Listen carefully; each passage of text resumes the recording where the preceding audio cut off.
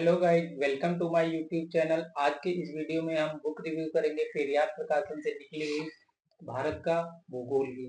तो चलिए दोस्तों शुरू करते हैं। तब तक आप हमारे चैनल को सब्सक्राइब कीजिए एवं वीडियो को लाइक कीजिए। तो चलिए स्टार्ट करते हैं। दोस्तों ये बुक निकली हुई है पेरियार प्रकाशन से और इसको लिखा है अरविंद कुमार ने। अब बात करते हैं इसके चैप्टर्स के बारे में। इस बुक में टोटल 19 चैप्टर हैं। पहला चैप्टर है भारत एक सामान्य परिचय। दूसरा चैप्टर है भू आकृतिक प्रदेश। इसके बाद भूगर्भिक संरचना, अपवाह तंत्र, जलवायु, मिट्टियां, प्राकृतिक वनस्पति, पर्यावरण, सिंचाई, कृषि, पशु संसाधन, समुद्री संसाधन, खनिज संसाधन, शक्ति के संसाधन, उद्योग, जनसंख्या, नगरीकरण, भाषाई तत्व, परिवहन। अब बात करते हैं चैप्टर वाइज। तो इसमें बहुत अच्छा पॉइंट वाइज समझाया गया है। ज्योग्राफी में मैपिंग एक इम्पोर्टेंट रोल प्ले करता है, तो इसमें मैप्स के थ्रू भी समझाया गया है। जहाँ पर जरूरत है वहाँ पर टेबल्स भी बनाई गई हैं। साथ ही साथ में आप देख सकते हैं कितने अच्छे पॉइंट्स लिखे हुए हैं, टेबल्स बनी हुई हैं।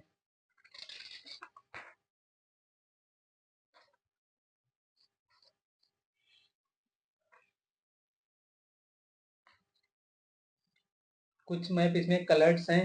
हालांकि आगे के बुक में जो है ब्लैक एंड व्हाइट मैप्स हैं। बुक बहुत अच्छी है। बुक की लैंग्वेज जो है आप देख सकते हैं, जैसे पश्चिमी घाट पर्वत या सह्याद्री श्रेणी।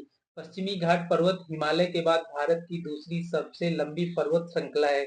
इसकी लंबाई 1600 किलोमीटर है। प्रायद्वीपीय पठार के पश्चिमी तट के सहारे उत्तर में ताप्ती नदी से दक्षिण में कन्याकुमारी अंतरिक्ष तक इस पर्वत श्रृंखला का फैलाव है।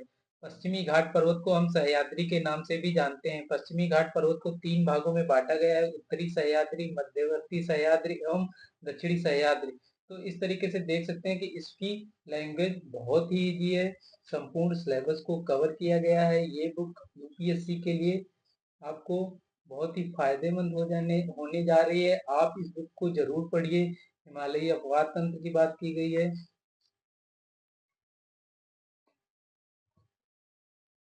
प्रायद्वीपीय भारत का अपवाह तंत्र, जल विद्युत परियोजनाएं, भारत की प्रमुख नदियां एवं उनकी विशेषताएं। अब देखिए ये टेबल के माध्यम से कितना अच्छा से समझाया गया है कि कौन सी नदी है, उसका उद्गम स्थल कहाँ से, उसकी प्रमुख सहायक नदियां कौन है, उसका संगम अथवा मुहाना कहाँ पे है, और उस नदी की कुछ अन्य प्रमुख विशेषताएं। तो जहाँ पे जरूरत है वहाँ पे मैप्स बनाए गए हैं, जहाँ पे जरूरत है वहाँ पे टेबल्स बनाई गई हैं।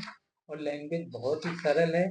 इसको आप बिना क्लास के खुद भी पढ़ के समझ सकते हैं। कुछ विस्तृत झीलों का विस्तृत अध्ययन दिया गया है, जैसा कि शुरू में 19 चैप्टर में लिखा गया है। उन सभी चीजों को बहुत अच्छे से बताया गया है। साथ ही साथ इसमें संपूर्ण सिलेबस को अच्छे से कवर किया गया है। भारत की प्राकृतिक वनस्पति के बारे में बात की गई है। फिर भारत के पक्षी अभ्यारण्य जो है इनके बारे में बात की गई है। मैंग्रोव वनस्पति, इन सब के बारे में बात की गई है। भारत के प्रवाल के प्रमुख क्षेत्र, भारत में सिंचाई, भारत की प्रमुख फसलें,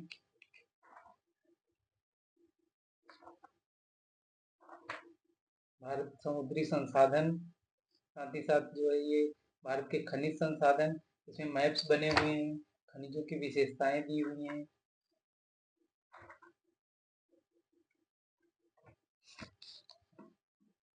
फिर भारत के शक्ति के संसाधन, कौन कौन सी जल विद्युत परियोजनाएं चल रही हैं, उन सभी के बारे में डिटेल से दिया हुआ है। फिर भारत के प्रमुख उद्योग, उनके बारे में काफी डिटेल से दिया हुआ है। भारत में औद्योगिक विकास का इतिहास, बैकग्राउंड को भी बताया गया है। वहाँ साथ में प्रमुख उद्योग जैसे लोहा इस्पात उद्योग आदि के बारे में बात की गई है।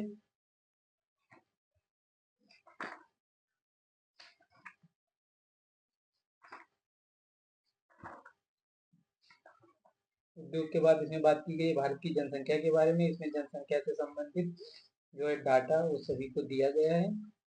बहुत अच्छे से टेबल्स वगैरह बनी हुई हैं। भारत में अनुसूचित जातियां, उन सब के बारे में डिटेल से दिया हुआ है। भारत का प्रजातीय समूह। फिर 17वां चैप्टर है भारत नगरीकरण। इसमें नगरीकरण के बारे में डाटा वगैरह दिया गया है।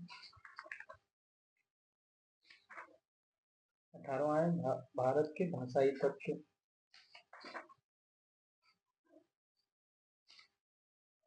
19वां चैप्टर है भारत में परिवहन। तो देख सकते हैं आप, भारत में पाइपलाइन परिवहन और जो है भारत में हाईवे, इन सभी को डिटेल से दिया गया है। तो दोस्तों आपने देखा ओवरऑल इस बुक में जो है 342 पेजेज हैं।